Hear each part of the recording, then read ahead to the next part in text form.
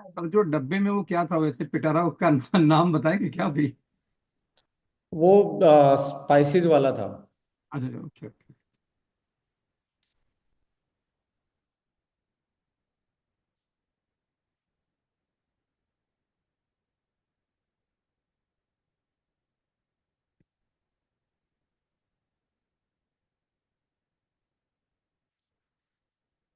सो आइए दोस्तों, स्टार्ट करते हैं आज की इस मीटिंग को। और very good evening to all of you, और माई एचबी में आपका स्वागत है। कोशिश रहती है कि आपको ट्यूसडे वाले दिन हम इस सेशन को कंपनी की तरफ से जरूर आपके लिए लेके आएं, और होपफुली हमेशा ही आप जितनी भी हमारी इसकी जूम की कैपेसिटी है 50% से ऊपर स्टार्टिंग से ही चल रही है। सो इसके लिए भी थैंक यू है। और आज का जो सेशन रहेगा वो हम कैंसर के बारे में जनरल अवेयरनेस करेंगे, ये क्या है, इसके पीछे आज जो हमारे सामने इसकी स्प्रेडेबिलिटी है या इसके नंबर ऑफ केसेस हैं क्यों बढ़ते आ रहे हैं, इन सारे पक्ष और पहलुओं पे हम डिस्कस करेंगे, और कुछ क्वारीज भी लेंगे, और कुछ चीजें आप लोगों के साथ इंपॉर्टेंट शेयर करने वाले हैं प्रोडक्ट के माध्यम से भी और फैक्ट्स एंड फिगर के माध्यम से भी। सो सीधा मुद्दे पे आते हैं। और जैसा कि कैंसर का वर्ड जो आप नाम ही सुनते ही दिमाग में एक तरीके से फियर आ जाता है, और क्यों ना आना चाहिए, क्योंकि एक ऐसी बीमारी है जो इनिशियल स्टेज में नहीं मालूम होती। धीरे धीरे जब ये बॉडी में इसकी स्टेजेस बढ़ती हैं, क्योंकि ये सिंपल ट्यूमर से स्टार्ट होती है, जैसे एक्ने होती है आपके फेस पे, ऐसे ही बॉडी में कहीं ना कहीं एक छोटा सा ट्यूमर बनता है जिसको स्टेज फर्स्ट बोला जाता है। फिर ये लोकलाइज की बजाय ये अलग अलग जगह पे ये ट्यूमर फैलते हैं। जैसे अनफॉर्चुनेटली किसी को लंग्स में हुआ तो लंग्स के बाहर वो कहीं दूसरी जगह पे भी इसने स्प्रेड करना स्टार्ट किया। इसके बाद होता है लोकल स्प्रेडेबिलिटी, जिसको थर्ड स्टेट बोलते हैं। और चौथी स्टेज में आते ही इसका फैलाव जो होता है लोकल लेवल से लेके हर जगह पे फैलाव होना स्टार्ट हो जाता है, जिसको मेटास्टेटिस फेज बोला जाता है। सो ये चार स्टेज में होता है, और पहली स्टेज सेकंड स्टेज तो पता ही नहीं होता, आदमी को सिम्टम्स ही नहीं आते। तो जैसे ये सेकंड स्टेज के लास्ट और थर्ड स्टेज के फर्स्ट में एंटर करता है तो आदमी को डिफरेंट डिफरेंट टाइप के सिम्टम्स आना स्टार्ट होते हैं। उस स्टेज पे जाते ही बहुत सारे लोगों के लिए इससे बच पाना एक बड़ा मुश्किल का काम होता है। और ये एक कॉम्प्लेक्स बीमारी है, ये कॉम्प्लेक्स डिसऑर्डर है। जैसे डायबिटीज एक कॉम्प्लेक्स डिसऑर्डर है, ये भी एक कॉम्प्लेक्स डिसऑर्डर है। पता नहीं होता कि ये जेनेटिकली बॉडी में इंड्यूस हुआ है, स्टार्ट हुआ है, डाइटरी हैबिट से हुआ है, कहीं ऐसी चीजों के एक्सपोजर से हुआ है जो हमारी बॉडी में डायरेक्टली कहीं से आ रही हैं, रेडिएशन से हो सकता है, हमारे लाइफस्टाइल से हो सकता है। तो सो मैनी रीजन होते हैं, इसलिए इसको कॉम्प्लेक्स डिसऑर्डर बोला जाता है। एक डिसऑर्डर एक तरीके का कोई इसका पर्टिकुलर कॉज नहीं है। सो जहां तक इसके फैक्ट्स एंड फिगर के बारे में बात करेंगे, सो यदि आप देखेंगे सबसे ज्यादा जो डेथ होती है वो हार्ट से होती है। पहली बीमारी हार्ट की है, सेकंड नंबर पे यदि आती है तो वो कैंसर है। वर्ल्ड में सबसे ज्यादा डेथ जो है सेकंड नंबर पे जो कॉज है वो कैंसर है। और हर 6 में से जो डेथ होती है उनमें से एक डेथ कैंसर की वजह से होती है। और जो कैंसर का वर्ड जो है वो ग्रीक वर्ड है, बेसिकली ग्रीक वर्ड था कार्सिनोस। कार्सिनोस का मतलब क्रैब होता है उनके लैंग्वेज में, कि ऐसे फैलता है जैसे क्रैब की टांगे होती हैं। तो वहां से ये वर्ड का ओरिजिन होता है। और इसका जो मैकेनिज्म है, फैलने का मैकेनिज्म, जैसे आप भी देखते हैं छोटी सी एक्ने की थोड़ा छोटा सा फोड़ा फुंसी होती है तो धीरे धीरे फैलती है। इसको कंट्रोल ग्रोथ वाली चीज, वो भी एक कैंसर का टाइप है। एक कंट्रोल वाली है, एक अनकंट्रोल वाली है। हम जो बात कर रहे हैं अनकंट्रोल की बात कर रहे हैं। और अभी तक साइंस ने 200 टाइप के कैंसर का पता लगाया है। अब माय डियर फ्रेंड्स, ये सुन के बड़ी हैरानी होगी, आपने 5-10 कैंसर के नाम सुनेंगे। अभी तक 200 टाइप के कैंसर डायग्नोस हो चुके हैं। और एक इंटरेस्टिंग बड़ा फैक्ट आपके साथ शेयर करूंगा। हर दो में से पूरी लाइफ में आदमी के साथ हर दो में से एक आदमी को कैंसर जिंदगी में कभी ना कभी होता है। सम टाइम तो हमें पता ही नहीं लगता कि हमारी बॉडी में था, और वो एक बार फैला, और हो सकता है कि आपका दोबारा से वो बॉडी की इम्यूनिटी के कारण उसने कंट्रोल कर लिया हो। सो रिसर्च के मुताबिक हर दो में से एक आदमी को लाइफ में कभी ना कभी कैंसर होता है। और जो कैंसर सेल की जो ग्रोथ है उसकी जो स्पीड होती है, जैसे सेल का काम है डिवाइड होना, न्यू सेल बनाना, ऐसे ही कैंसर सेल भी डिवाइड होती है, नई सेल में कन्वर्ट होती है, पर इसकी स्पीड में बहुत बड़ा फर्क होता है। इसकी स्पीड 40 से 50 गुना होती है। नॉर्मल सेल ग्रोथ से 40 से 50 गुना फास्टर टाइम में नॉर्मल सेल की ग्रोथ से इसकी ग्रोथ होती है। और 30% of cancer can be prevented. 30% जो कैंसर है वो प्रिवेंट हो सकते हैं लाइफस्टाइल मॉडिफिकेशन से, चेंजेस से। और टोबैको यूज करना, एक फैक्ट्स और मैं आपके साथ कर रहा हूं, टोबैको का यानी कि smoking is the responsible of 22% cancer death. तो सबसे बड़ा इसमें यदि ध्यान रखने की बात आए, अलर्टनेस की बात आए, तो आप भी कभी किसी अनफॉर्चुनेटली कोई आपकी नोन में या आपके कांटेक्ट में कोई ऐसा बंदा आता है जिसको अनफॉर्चुनेटली वो कैंसर से सफर कर रहा है, तो स्मोकिंग सबसे बड़ा इसमें एक रीजन बनता है। और कैंसर कैंसर रिसर्च से अकेला कैंसर का इलाज नहीं हुआ। ऐसी बहुत सारी बीमारियों का पता लगाया गया जब कैंसर की रिसर्च स्टार्ट हुई। 1960 के दौर में कैंसर का कोई इलाज नहीं था। धीरे धीरे रिसर्च होना स्टार्ट हुई। और 1986 में आके जो हमारा जीनोम है, डीएनए की जो कोडिंग है, जैसे अखिलेश जी ज्यादा रिलेट करेंगे इस बात से, कोडिंग कोडिंग कोडिंग इसकी पूरी हुई है कि नॉर्मल कोडिंग क्या होती है डीएनए की, जीन कैसे कैसे किस पैटर्न में होते हैं। सो उसको ह्यूमन जीनोम की पूरी कोडिंग का पता लगाया गया। उसके बाद कैंसर पेशेंट की कोडिंग और नॉर्मल कोडिंग को मिला के देखा गया तो पता लगा कि there is a change in the genome. अब ये जीनोम में चेंज आने के उस पर पता लगा किस कोडिंग में दिक्कत है, लंग्स वाली कोडिंग में दिक्कत है। देखिए, हम एक सेल से पैदा हुए पूरे इंसान हैं। हमारे मदर फादर से एक एक सेल आके हमें पूरी बॉडी में कन्वर्ट हुए हैं। सो अब कौन सी सेल आईज में कौन सा जीन जो है आईज सेल बनाएगा, कौन सा जीन दूसरी सेल को हार्ट सेल बनाएगा, कौन सी हेयर सेल बनाएगा, ये कहाँ पे लिखा होता है? ये जीन पे लिखा होता है। अब एक ही सेल था, उसी में जो हमारा डीएनए था उसके पास इंफॉर्मेशन थी कि ये पर्टिकुलर नर्व सेल बनेगा, ये पर्टिकुलर हार्ट सेल बनेगा, ये किडनी का सेल बनाएगा, ये आपका स्किन का सेल बनाएगा, ये आपकी आईज का सेल बनाएगा। तो कहाँ पे ये डीएनए की कोडिंग होती है, उसमें इंफॉर्मेशन होती है। सो इसका पता लगने के बाद कैंसर का इलाज होना संभव हो पाया। और आज लगभग कैंसर में यदि आप देखेंगे 100 में से 30% लोगों का इलाज, पर्टिकुलर डाटा पे जाए तो 27% के आसपास लोग इससे सर्वाइवल में चले जाते हैं, यानी कि इसके इलाज करवाने के बाद बच जाते हैं, जो कि आज से 40 साल पहले पॉसिबल नहीं था। सो रियल कोज जो है वो कैंसर का पता लगाना स्टार्ट हुआ। और आज के टाइम पे जैसे यदि आप ब्रेक थ्रू देखेंगे कैंसर के मामले में, सो ब्लड कैंसर का इलाज ऑलमोस्ट संभव सा हो गया है। आज के टाइम पे ब्लड कैंसर को साइंस ने नॉर्मलाइज कर लिया है। जिस थेरेपी को कार टी सेल थेरेपी बोलते हैं, वो इम्यूनोथेरेपी होती है। उससे इम्यून सिस्टम को स्ट्रोंग करके ब्लड कैंसर को, हम ल्यूकेमिया उसको बोलते हैं, उसका एक तरीके से इलाज होना संभव हो गया है। और ऐसे ही जो ट्रीटमेंट है उनको टेलर्ड किया जा रहा है। जैसे आप टेलर फिट प्रोडक्ट की बात करते हैं, कस्टमाइज ट्रीटमेंट के थ्रू चीज़ों को मैनेज कर, साइंस के ब्रेक थ्रू हैं आज के टाइम पे। और personalise treatment, genetic profiling, cancer की वैक्सीनेशन भी आनी स्टार्ट हो गई है, इम्यूनाइजेशन करना। सो धीरे धीरे धीरे नैनो टेक्नोलॉजी इसमें बहुत बड़ा रोल कर रही है कि क्योंकि डिलीवरी जो है टारगेट सेल तक पहुंचाना किसी भी ड्रग्स की या किसी भी मॉलिक्यूल की, नैनो टेक्नोलॉजी ने भी इसमें बहुत बड़ा रोल प्ले किया है। और मिथ भी है इसमें, आप थोड़ा सा इसमें मिथ से भी दूर रहें कि कैंसर वाले पेशेंट के साथ बैठने से, उसका झूठा खाने से, उसके साथ कांटेक्ट में रहने से कभी भी कैंसर नहीं होता, ये मिथ होती है। और बहुत सारे लोग ज्यादा कॉन्शियस हो जाते हैं। Lumps are not always cancerous. हर फोड़ा फुंसी कैंसर नहीं होता है।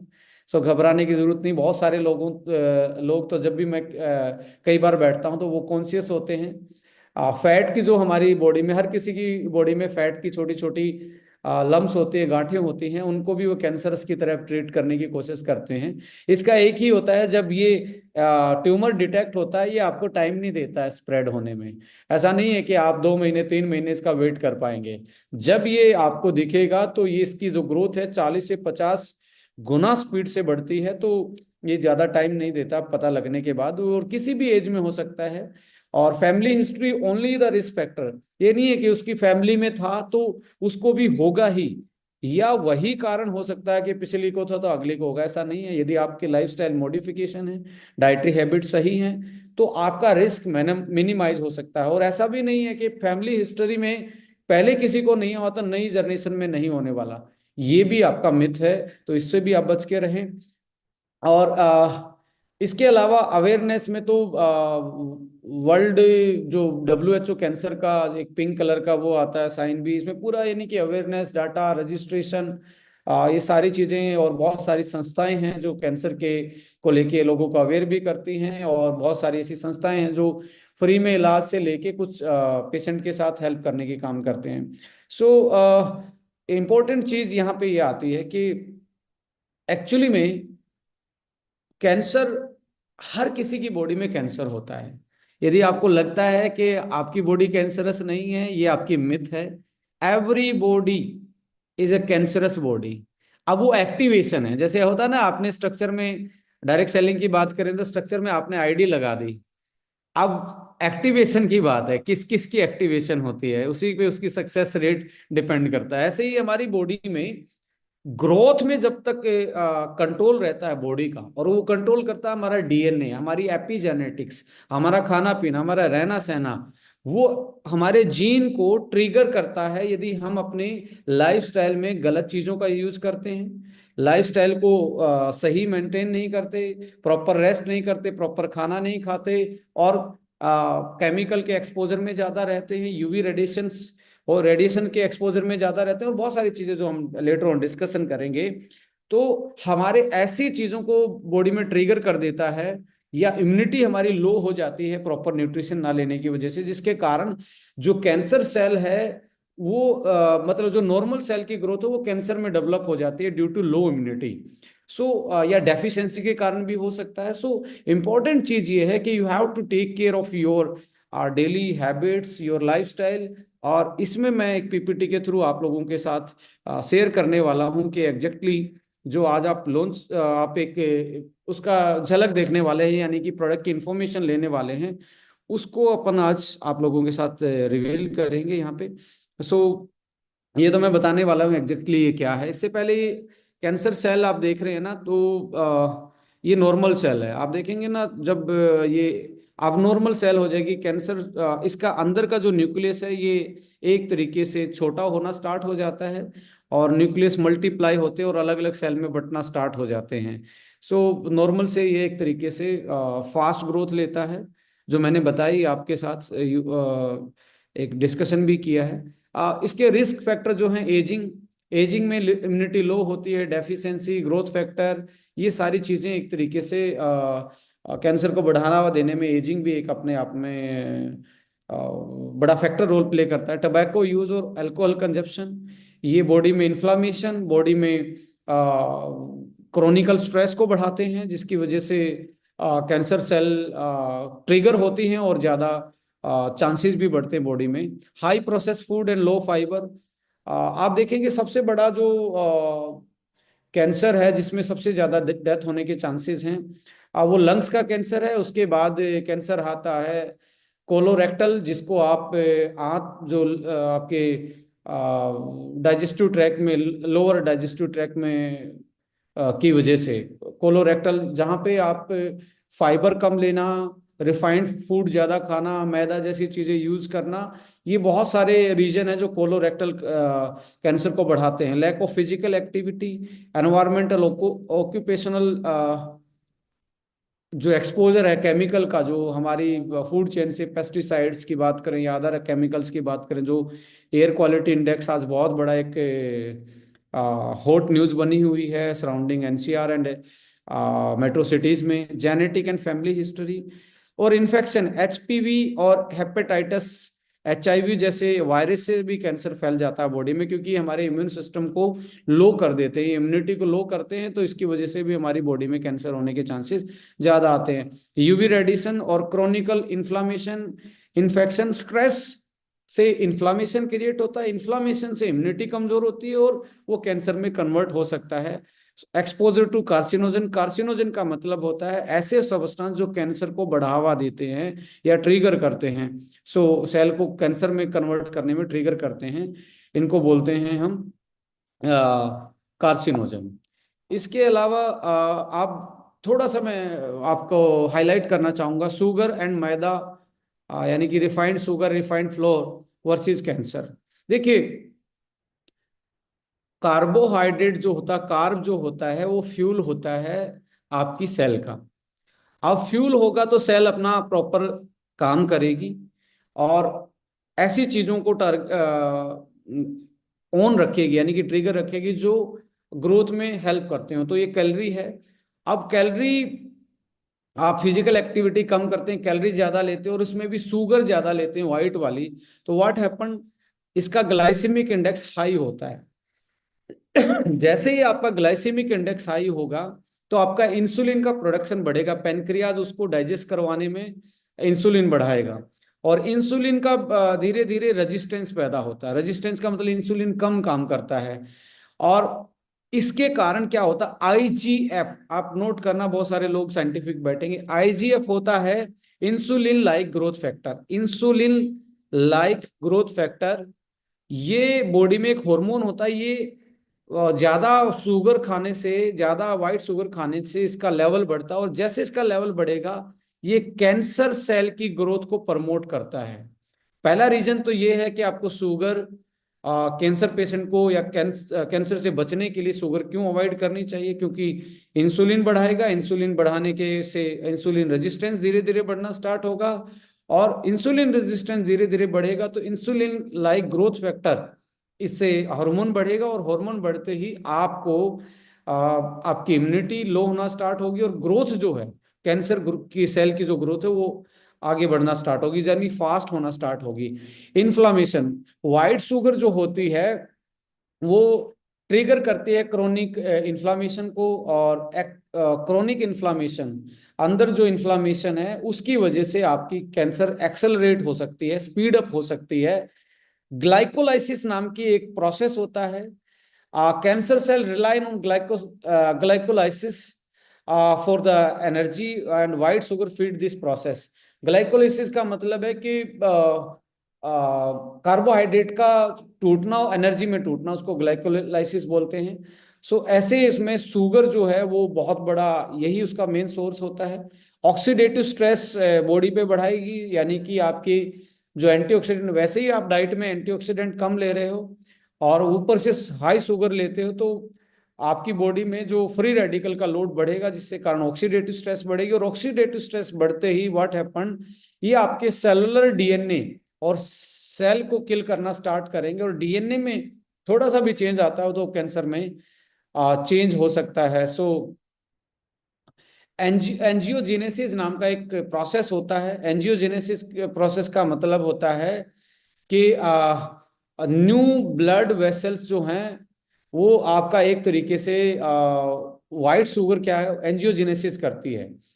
इससे क्या होगा, new blood vessels cancer cell को फीड अप करने में हेल्प करेंगी और एक ईएमटी प्रोसेस होता है जो चलो ये ज्यादा साइंस हो जाएगा पर मैं आपको बताना, इम्यून सिस्टम को सुप्रेस कर देती है ज्यादा शुगर।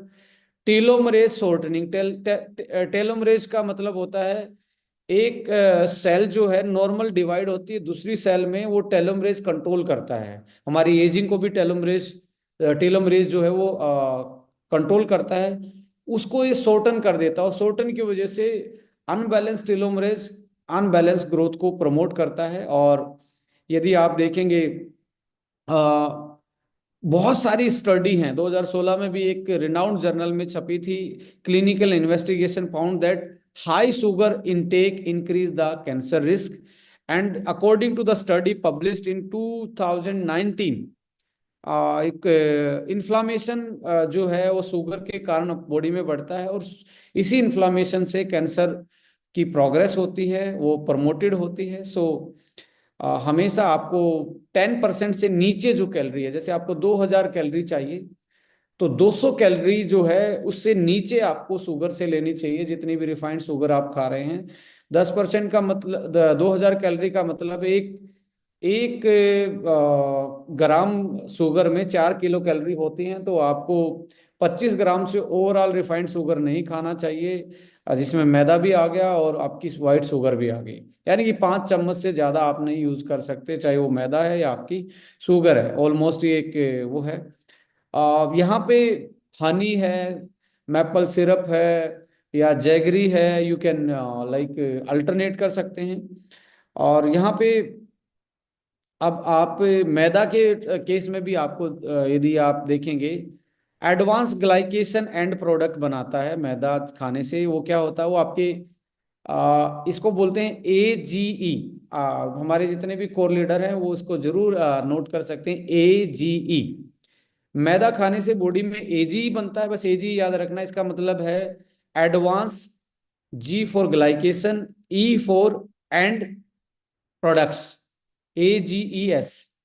एजीएस बनता है, और एजीएस के कारण क्या होता है, ये हमारे टिश्यू में जमा हो जाता है। टिश्यू में जमा होते ही ये ऑक्सीडेटिव स्ट्रेस करता है, और ऑक्सीडेटिव स्ट्रेस का मतलब है आपकी बॉडी पे अटैक है फ्री रेडिकल का। एक चीज और बनती है मैदा से, जब आप इसको हाई हीट पे कुक करते हो, एक्रालामाइड बनते हैं। एक्रालामाइड क्या होते हैं, ये कार्सिनोजन होते हैं, यानी कि कैंसर कोजिंग सबस्टांस होते हैं। एक्रालामाइड में कुकिंग के टाइम पे, मैदा की कुकिंग के टाइम पे ये बनते हैं, और फ्राई के कारण ये बहुत ज्यादा बनते हैं। सो मैदा फ्राई यदि आप खा रहे हैं तो आप कार्सिनोजन सबस्टांस अपनी बॉडी में लेके जा रहे हैं। और मैदा के कारण गट माइक्रोबायोम डिस्टर्ब होता है, यानी कि आपके पेट के हेल्दी जो वाले बैक्टीरिया हैं, प्रोबायोटिक जिनको बोलते हैं, वो आपके अल्टर होते हैं, और उसके कारण आपका इम्यून सिस्टम लो होता है। और इम्यून सिस्टम लो होगा तो कैंसर का रिस्क जो है वो इंक्रीज हो जाता है। सो यदि आप देखेंगे जो कैंसर मैदा कंजप्शन से लिंक्ड है सबसे ज्यादा, कोलोरेक्टल यानी कि आपकी कोलन का जो कैंसर है, वो इसका सबसे बड़ा मेन रीजन है मैदा कंजप्शन से।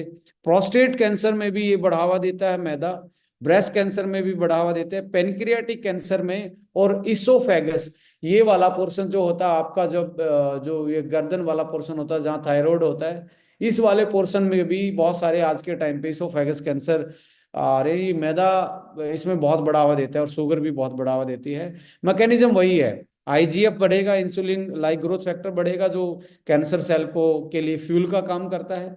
क्रोनिक इन्फ्लामेशन बढ़ाता है मैदा और शुगर, जो आपकी बॉडी में ऑक्सीडेटिव स्ट्रेस बढ़ाएगा और DNA को डैमेज करेगा। और एपिजेनेटिक मॉडिफिकेशन, यानी कि आपके जीन की नॉर्मल प्रोसेस को अल्टर करके एबनॉर्मल कर देता है। सो इसके इसमें भी बहुत सारी स्टडी पब्लिश्ड है, मैदा खाने से कैंसर होता है।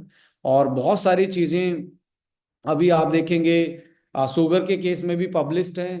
रिफाइंड ऑयल को भी मैं यहाँ पे जरूर लेके आना चाहूंगा। रिफाइंड ऑयल में एक्चुअली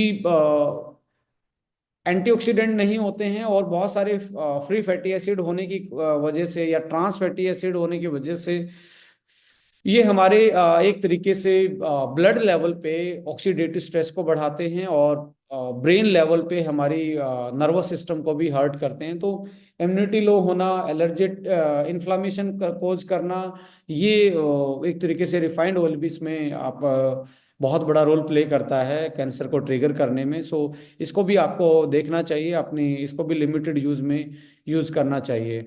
सो इसके अलावा हम यदि बात करें स्मोकिंग की, स्मोकिंग भी ऑक्सीडेटिव स्ट्रेस और इन्फ्लामेशन हमारी बॉडी में बढ़ाता है। और इतने ज्यादा हर पफ में इतने ज्यादा फ्री रेडिकल हम लेते हैं, जो कार्सिनोजन का काम करते हैं, कैंसर सेल डेवलप करने का काम करते हैं। और 22% तो स्मोकिंग के कारण ही लोगों की डेथ होती है कैंसर की वजह से।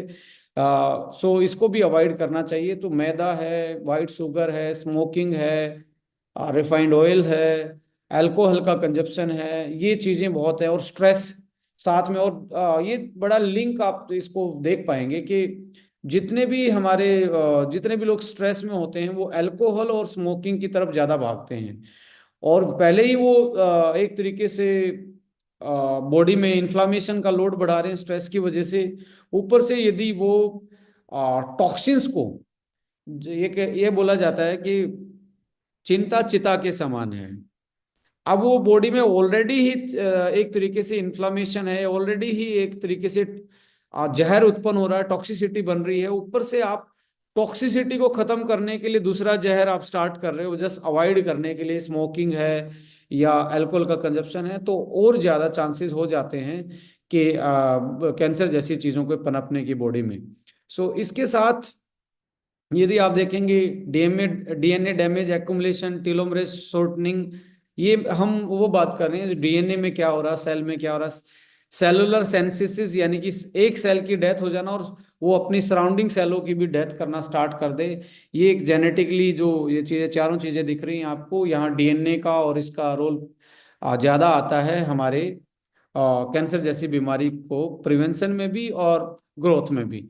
सो ये जनरल भाषा में समझने की जरूरत नहीं है, but we have to take care because आज डीएनए जैसी न्यूट्रिशन पे यानी कि न्यूट्रिजेनोमिक्स, एपिजेनेटिक्स, इन प्रोसेस पे हम बात कर रहे हैं, अवेयर करने की कोशिश कर रहे हैं। और ऐसे फाइंडिंग्स के साथ हम अपने प्रोडक्ट डेवलप कर रहे हैं जो प्रूवन फॉर्मूलाज हैं साइंस की नज़रों में। सो रिवर्स इनोवेशन करके ऐसी चीज़ों के को हम अपने प्रोडक्ट के माध्यम से एक सॉल्यूशन ला ला रहे हैं। तो ये भी हम एक पार्ट रखते हैं कैसे कैसे हमारे मोड ऑफ मैकेनिज्म क्या है, प्रोडक्ट कैसे काम करते हैं और कहाँ कहाँ पे कैसे काम करते हैं। सो यहाँ पे सेलुलर एंड मोलिकुलर मैकेनिज्म भी हमने डिस्कस किया।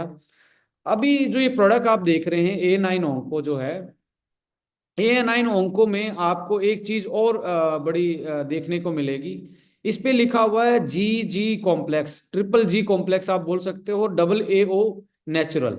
अब ये जी कॉम्प्लेक्स जो है ना, ये एक प्रूवन कॉम्प्लेक्स इसमें डाला गया है। प्रूवन कॉम्प्लेक्स का मतलब इसके दो मेन काम है।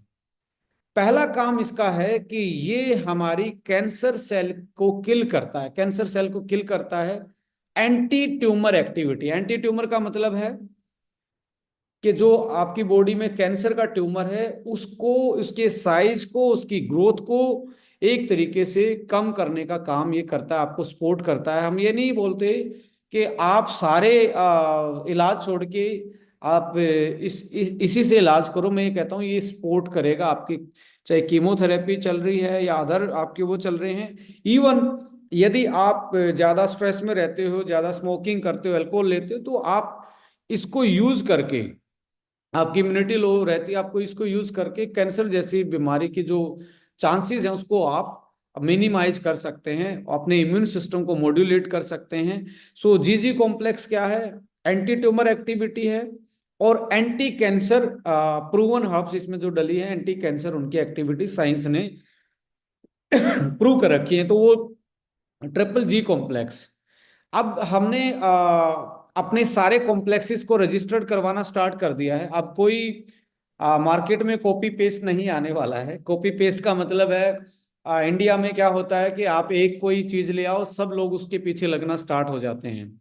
और मैं यहाँ पे G कॉम्प्लेक्स से और AA कॉम्प्लेक्स से ये भी टारगेट करना चाहूंगा कि एक मैं फेवरेट कोट है मेरी, मैं हमेशा बोलता हूँ इनोवेशन को लेके और कॉपी को लेके, कि देखिए सोनू निगम का गाना, बहुत सारे पुराने लोग इससे कोरिलेट करेंगे, सोनू निगम का गाना जो है ना, वो जो उन्होंने गा रखा है उसको कोई भी गुनगुना सकता है, मैं गुनगुना सकता हूँ, आप भी गुनगुना सकते हो। जिसको जितना जैसा गुनगुनाना आता है वो गुनगुना सकता है। कुछ लोग हमारे ऐसे होते हैं जो प्रोफेशनल होते हैं, साउंड के मास्टर होते हैं, तो वो थोड़ा सा साउंड को मैच करने की कोशिश करते हैं।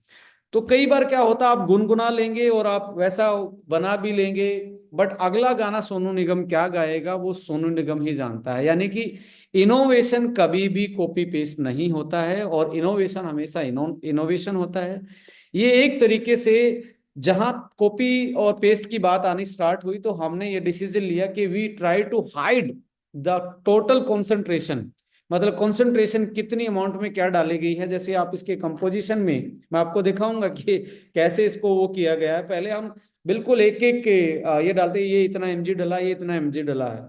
अब हमने एक कॉम्प्लेक्स बना के टोटल कितना डाला गया है, जैसे इसमें ट्रिपल जी कॉम्प्लेक्स 225 एमजी डला है, और ट्रिपल जी कॉम्प्लेक्स में ऋषि मशरूम जिसका नाम गैनोडर्मा है, बहुत सारे हमारे डायरेक्ट सेलर जानते हैं इस हर्ब्स के बारे में।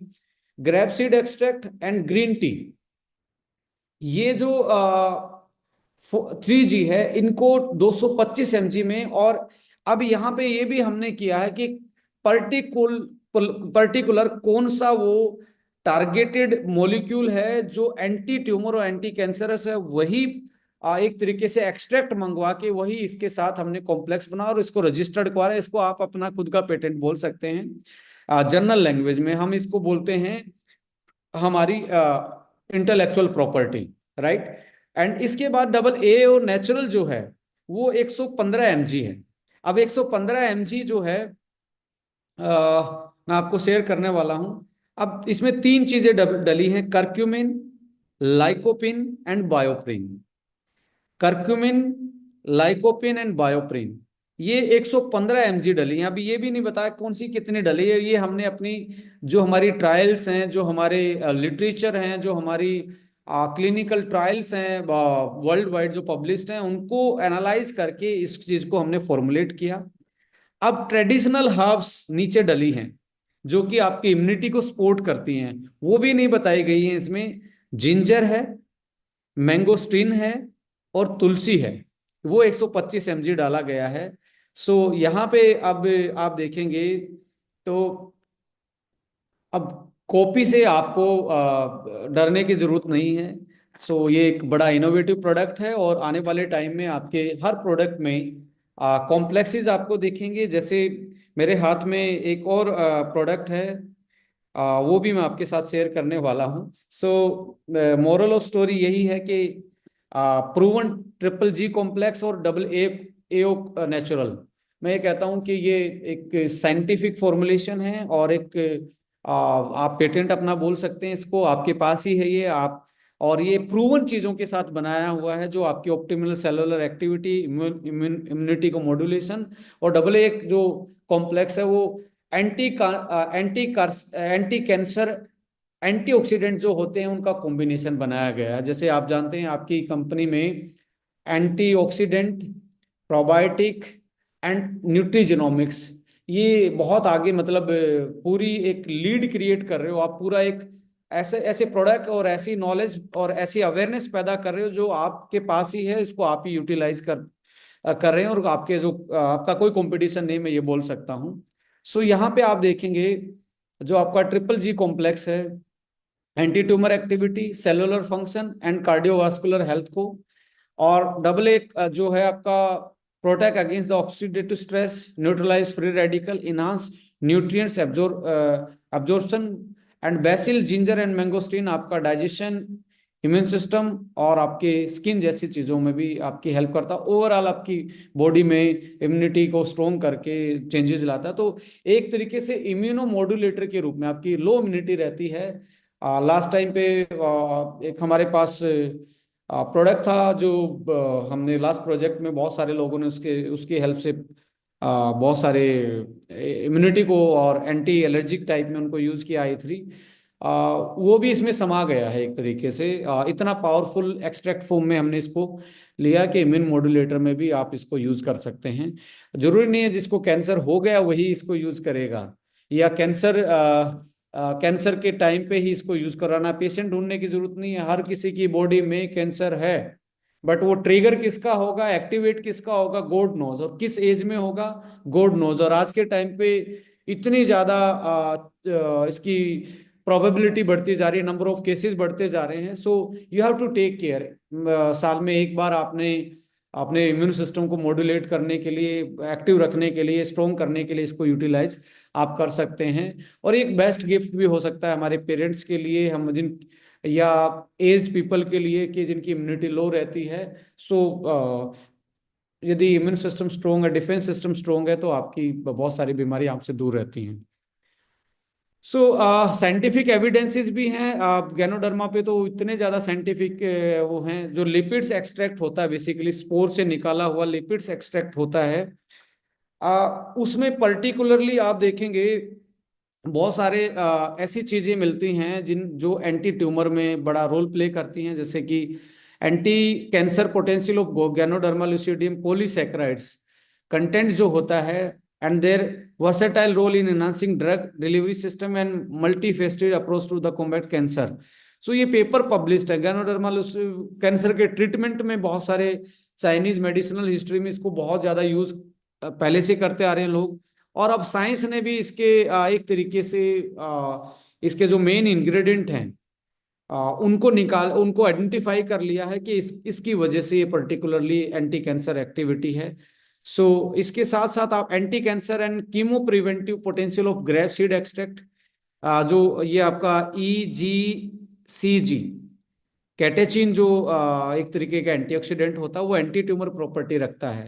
सो ग्रीन टी में EGCG होता है, ग्रेप सीड में आपका कीमो प्रिवेंटिव रोल वो प्ले करता है।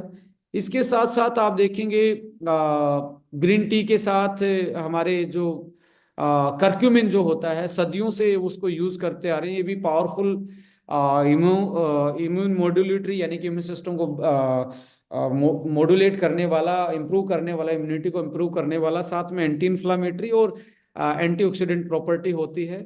सो करक्यूमिन है, बायोप्रिन एक बहुत बड़ा इसमें रोल प्ले करता है। सो लाइकोपिन में लगभग आप देखेंगे lycopene rich diet was shown to reduce the incidence of pancreatic cancer in human by 31%। 31% जो इंसिडेंसेस हैं पेनक्रियाटिक कैंसर के, वो लाइकोपिन से कम हो जाते हैं। हिपेटोसेलुलर कार्सिनोमा, इसका मतलब है हिपेटोसेलुलर कार्सिनोमा मतलब लंग्स की कैंसर, उसको में भी आप लाइकोपिन के बेनिफिट स्टडी किए गए और एक तरीके से ये पाया गया कि लाइकोपिन से एंटी कैंसर, एंटी ट्यूमर और पावरफुल एंटीऑक्सीडेंट का ये काम करता है।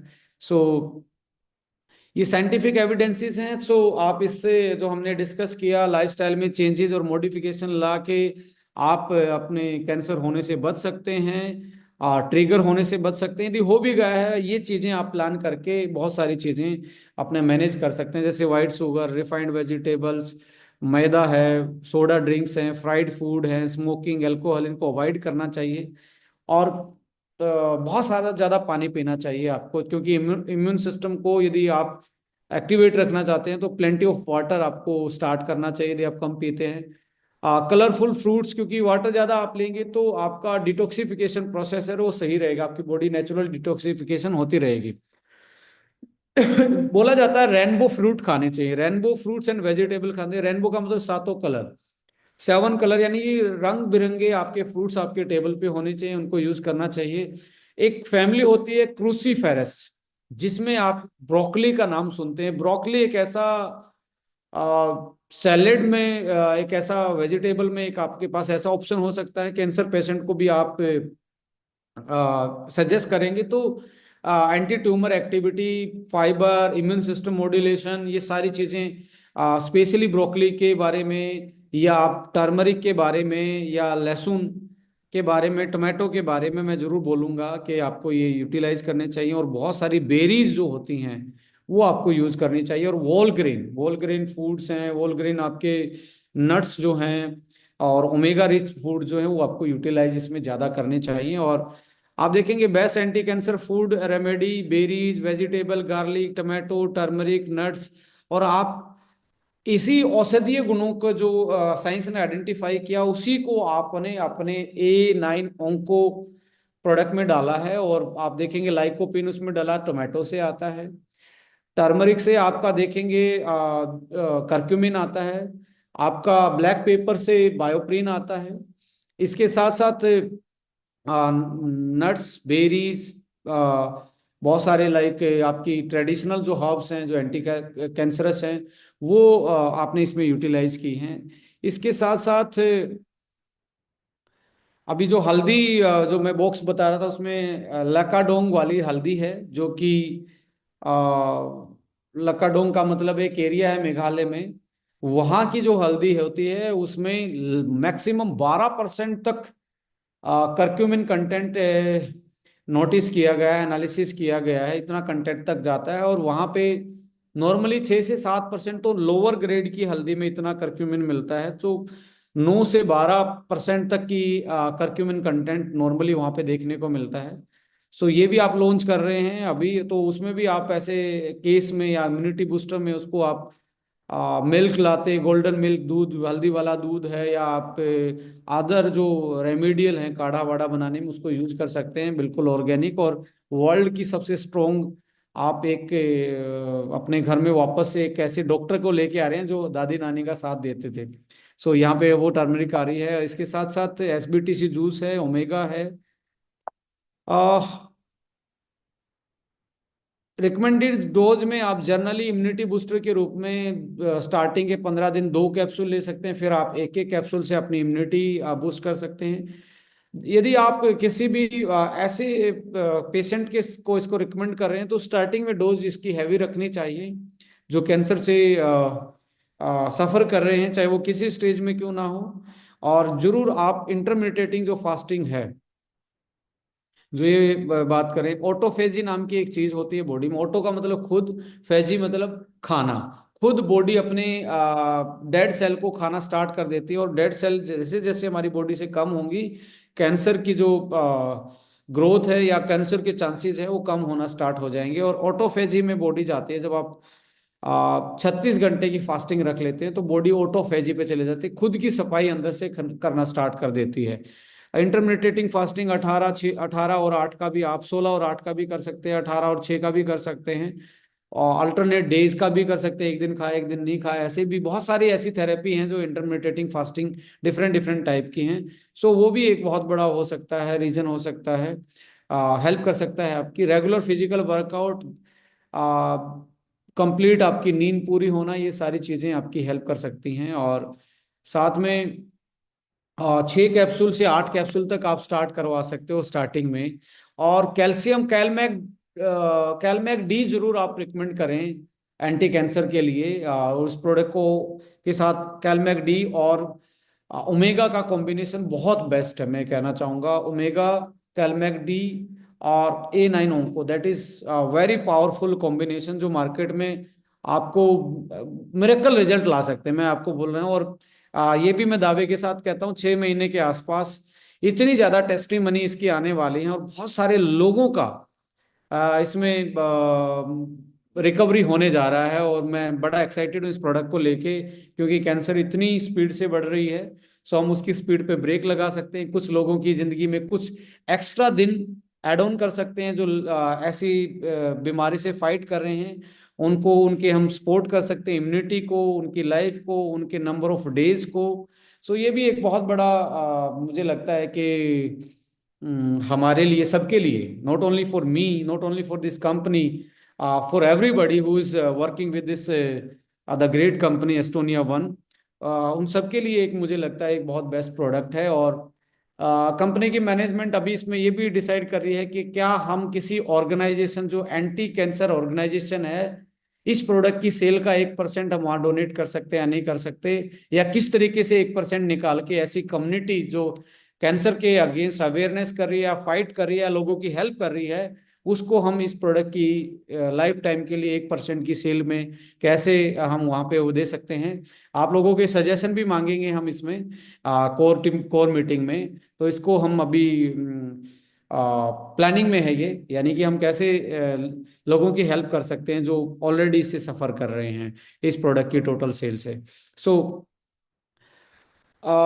ये प्रोडक्ट के बारे में एक जनरल इंफॉर्मेशन थी, और इसका बिल्कुल डिस्क्रिप्टिव लॉन्च होने के बाद एक डिस्क्रिप्टिव हम प्रॉपर कॉम्बिनेशन किस टाइप की, उसमें क्या क्या आप रिकमेंड कर सकते हैं अपने प्रोडक्ट में से, जैसे कोलन का कोलोरेक्टल कैंसर है, पेनिक्रियाटिक कैंसर है, इसोफेगस कैंसर है, लंग्स का कैंसर है, या बात करें आपका लीवर का कैंसर है, ऐसे केसेस में, या ब्रेस्ट का कैंसर है, क्या कॉम्बिनेशन हो सकते हैं, ये हम नेक्स्ट वाले सेशन में जरूर आप लोगों के साथ डिस्कस करने वाले हैं। और इसकी एक प्रॉपर हमने अभी गोवा में मिलने वाले हैं, मेरे हाथ में गोवा की एक बुकलेट है आरबीसी की, ये बुकलेट भी वहाँ पे इसमें भी ओंको के बारे में और यंग के बारे में डाला गया है पूरी इन्फॉर्मेशन।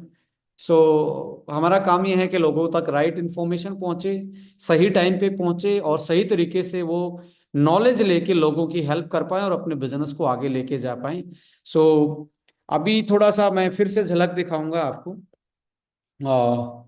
ये मेरे पास प्रोडक्ट है और ये मेरा प्रोडक्ट नहीं, ये हम सबका प्रोडक्ट है और ये ऐसे बहुत सारे लोगों की ज़िंदगी में चेंज ला सकता है, ऐसे बहुत सारे लोगों की ज़िंदगी में वैल्यू एडिशन ला सकता है जो सफ़र कर रहे हैं या ऐसे लोग जिनकी लो इम्यूनिटी रहती है और वो चाहते हैं कैंसर जैसी बीमारी हमारे शरीर में ना आए। सो ये प्रोडक्ट हम लॉन्च कर रहे हैं और आप इसको ओपन भी करेंगे तो साइड फ्लैप है, ये मैग्नेटिक से एक तरीके से मैग्नेटिक वाला साइड फ्लैप है और इसको आप घर पे भी आराम से सजा के रख सकते हैं। अभी आप देखेंगे इसमें ऐसे ही आपका प्रोडक्ट मिलेगा, यहाँ पे इसकी इंफॉर्मेशन दी हुई है प्रोडक्ट की, प्रोडक्ट के बारे में। और इसका एक ऐसे ही हम एक वीडियो बना के आप लोगों के साथ शेयर कर देंगे कि आप अपना सोशल मीडिया पे या अपने अपनी टीमों में आप इसका प्रचार कर सकते हैं। सो एक बहुत अच्छा मतलब आपको फीलिंग आएगी कि एक बहुत अच्छा डिब्बा जो है आप लॉन्च करने जा रहे हैं, जिससे आपकी एक ग्लोबल लेवल का जो आपकी जो ब्रांडिंग है उसमें हेल्प मिलेगी और मुझे लगता है एक लीग आप क्रिएट कर पाएंगे आने वाले टाइम में, जो प्रोडक्ट कैसे होने चाहिए, ब्रांडिंग कैसी होनी चाहिए, एजुकेशन कैसी होनी चाहिए, इन सारी चीज़ों के साथ। सो होपफुली ये सेशन आप लोगों के लिए इंफॉर्मेटिव रहा होगा और जिसका था हमें इंतज़ार वो घड़ी आ गई। सो ये भी आपके सामने है। 20 तारीख की हमारी फाइनली बात हुई थी, मेरे पास अभी पूरी पेटी रखी है कि कल हम इसको शाम को लेके उड़ने वाले हैं गोवा में। और मुझे लगता है कि गोवा जैसी हैपनिंग जगह पे ऐसे प्रोडक्टों को लॉन्च करना अपने आप में एक खास अनुभव रहने वाला है। सो महाराष्ट्र वाली और गुजरात वाली टीम ज़्यादा एक्साइटेड होगी बिकॉज अगले महीने हम यहाँ पे भी करने वाले हैं इसकी लॉन्चिंग, जो हमारा जिम कॉर्बेट वाला इवेंट होगा। सो इसके अलावा ये तो मुझे लगता है कि हल्दी और ये वाला जो मैरिनेट जो है वो तो आप लोगों ने उसके पोस्टर भी देखे होंगे। अभी इसकी मैं अनबॉक्सिंग नहीं करना चाहूँगा, ये ऐसे ही ऐसे बैग में जाएगा। सो सो सर ये वो चार। बैकग्राउंड की वजह से चला जा रहा है, जो भी आप दिखा रहे हैं ना वो गायब हो जाता है, वो पीछे बैकग्राउंड की वजह से लगा रखे हैं तो आप राइट, दिखा रहे हैं लेकिन स्क्रीन से गायब हो जा रही है रखे।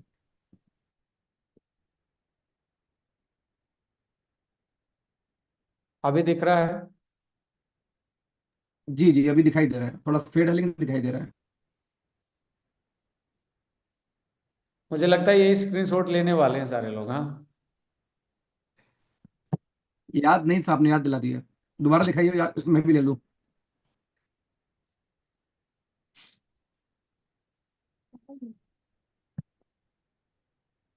बट मैं चाहूंगा असली हीरो आप लोग हैं, आप लोग selfie with young fuel start कर सकते हो इस हफ्ते, जिसके पास आए सेल्फी विद यंग फ्यूल। और मुझे लगता है कि एक राइट मोमेंट होगा सेल्फी विद यंग फ्यूल। क्या आपने यंग फ्यूल देखा, ऐसे कुछ हम हैशटैग चला सकते हैं, राइट। सो ये आपका प्रोडक्ट हुआ और ये भी आपका प्रोडक्ट हुआ। इसके रिगार्डिंग में हम आप लोगों से एक तरीके से मैं इस पे आ रहा हूँ, मैं अभी रिकॉर्डिंग बंद कर देता हूँ क्योंकि हमने मैक्सिमम